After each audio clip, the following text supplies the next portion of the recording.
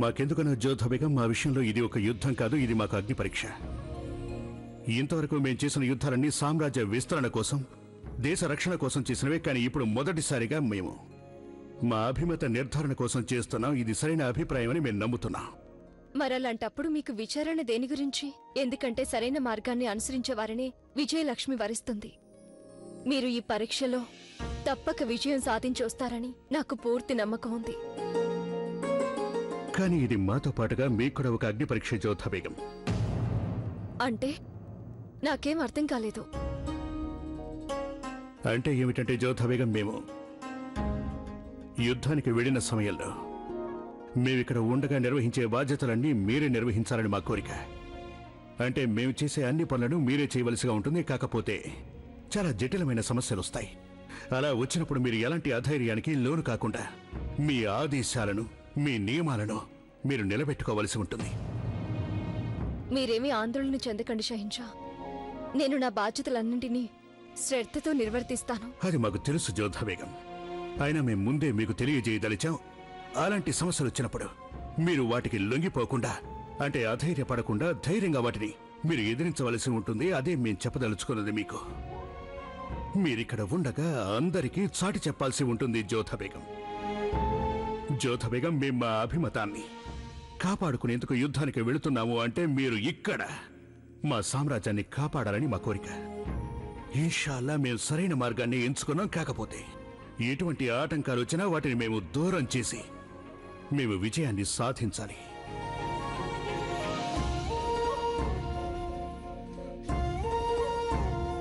పదండి.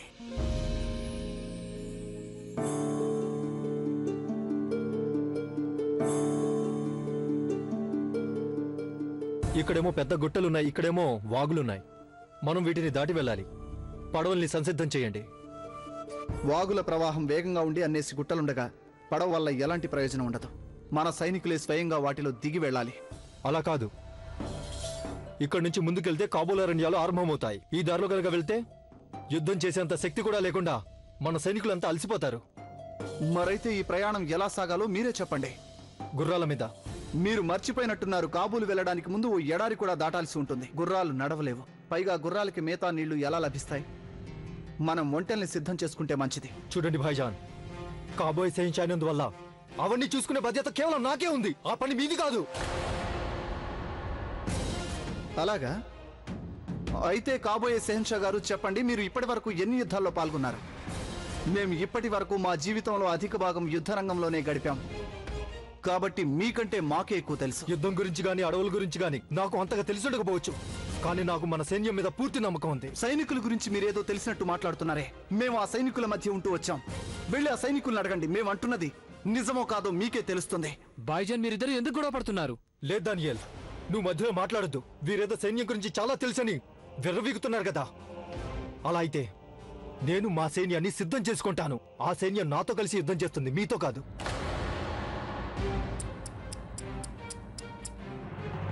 మురాద్, నీకు చాలా మొండితనం ఉంది కదూ.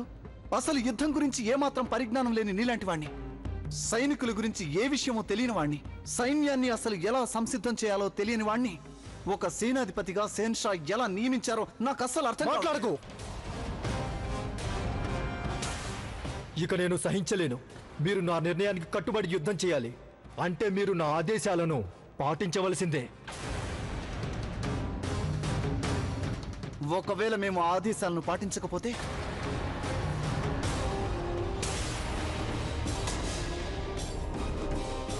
పాటించేలా ఎలా చేయాలో నాకు చాలా బాగా తెలుసు.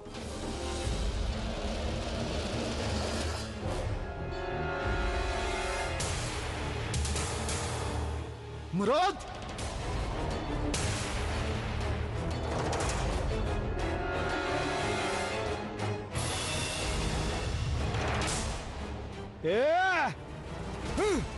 ఏంటి మీరు చేస్తుంది? ఒకసారి ఆగండి. అడ్డు నాకు దానియేల్. భాయ్జాన్, నా మాట విని వదిలేయండి. మురాద్, ఇప్పుడు నీ హద్దు దాటుతున్నావు. హద్దు దాటుతున్నావు భాయ్జాన్. చివరిసారిగా చెప్తున్నాను మురాద్. భాయ్జాన్, వదిలిపెట్టండి.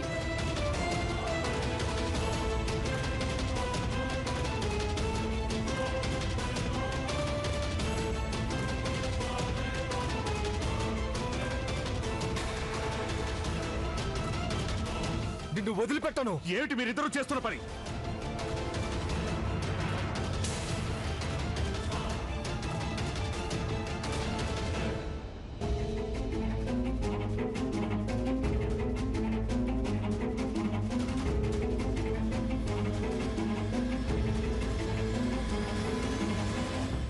ఇక ఇప్పుడు ఒకరినొకరు చంపుకోండి, హతమార్చుకోండి, ఒకరినొకరు చంపుకోండి.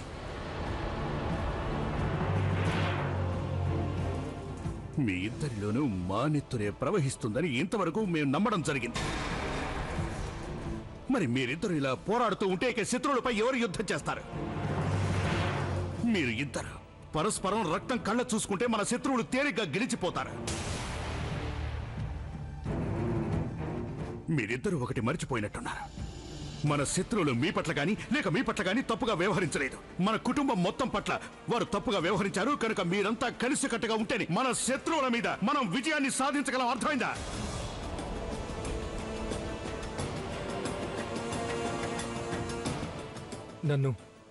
నన్ను క్షమించండి సలీం భాయ్జాన్.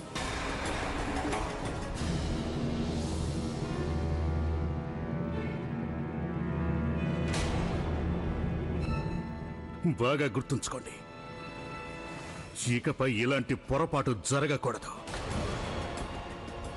మనమంతా కలిసికట్టుగా యుద్ధానికి బయలుదేరుతున్నాం. కనుక మేం కోరుకునేది మనమంతా కలిసికట్టుగా తిరిగి రాగలిగితేనే మంచిది. ఇక వెళ్ళండి, మీ కోపాల్ని నిగ్రహించుకోండి.